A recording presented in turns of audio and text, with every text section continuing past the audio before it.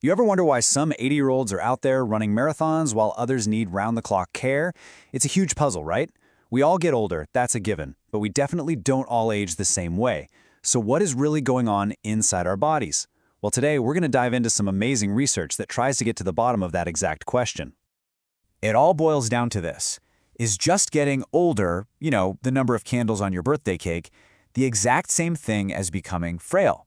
Now, at first glance, you might think, yeah, of course, but scientists are finding out it's way, way more complicated than that. We're about to follow the clues and solve this little scientific mystery. All right, so to crack this case, researchers have basically put two key suspects in the lineup.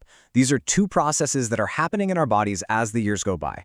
And understanding them, that's the first step to figuring this all out. Okay, first up is a real mouthful, immunosenescence. But don't worry, all it really means is that as we age, our immune system gets a little tired. Think of it like a veteran army that's seen a lot of action.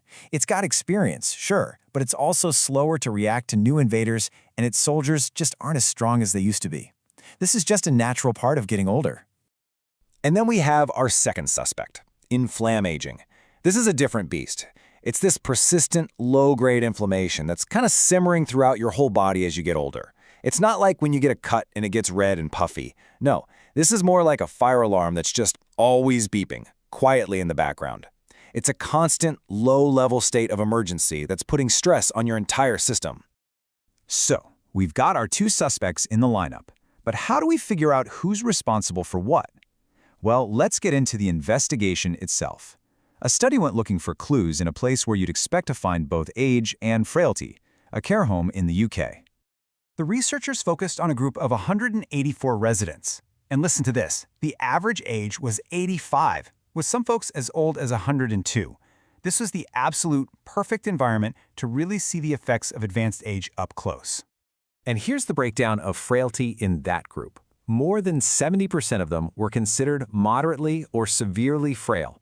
This was crucial because it meant the scientists could really zero in on the specific biological signals of frailty itself. So the game plan was pretty straightforward. For each person, they tracked their age, their frailty score, and how long they'd been living in the care home. But then came the most important part. They analyzed blood samples, searching for those tiny biological clues, biomarkers, that could connect all these dots. And this is where the real detective work begins. See, our blood is like this incredible message board for the entire body. By analyzing it, scientists can actually see which systems are sending out distress signals. And those signals?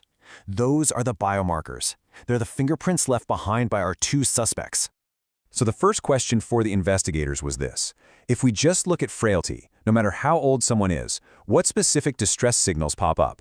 What's the unique biological signature for just being frail? And boom, here's what they found.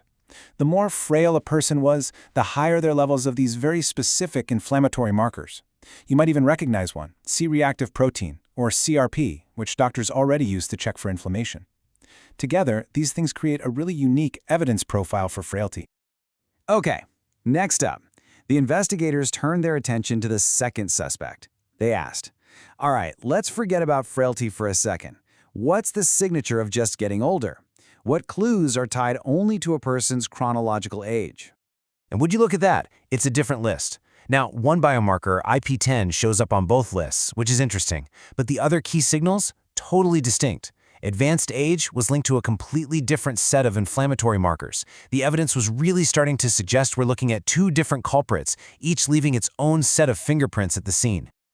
So, after gathering all the clues and analyzing all the evidence, what was the final verdict from the scientific jury?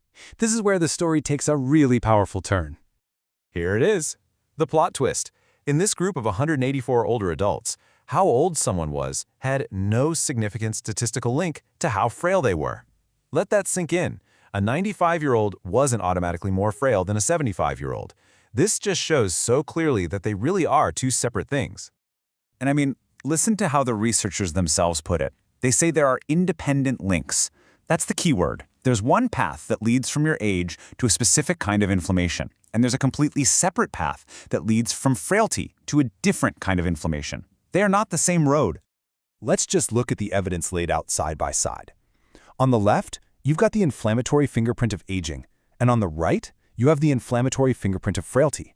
I mean, seeing them like this just makes the conclusion crystal clear. They are distinct biological conditions. Okay, so this is some fascinating science, for sure. But why does it really matter to you and me? Let's take a look at how this kind of discovery could totally change the future of medicine and even how we think about getting older. Here's the most important takeaway from all of this, and it is a big one. Frailty isn't just something that happens when you get old.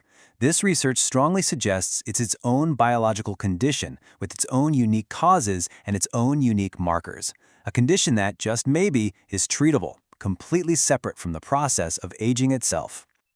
And this just blows the doors wide open for what could be possible. I mean, imagine new treatments that don't try to stop aging, but instead go after the specific inflammation that causes frailty. This could mean we start looking at frailty not as some inevitable sentence, but as a condition that could be managed. Doctors could even use these biomarkers as an early warning system. It totally reframes the entire goal of healthy aging. So I'll leave you with this thought. If getting older and becoming frail are two different roads, and they're both leading to a place none of us really want to go, what if we could build a roadblock on the frailty road? This research suggests that just might be possible.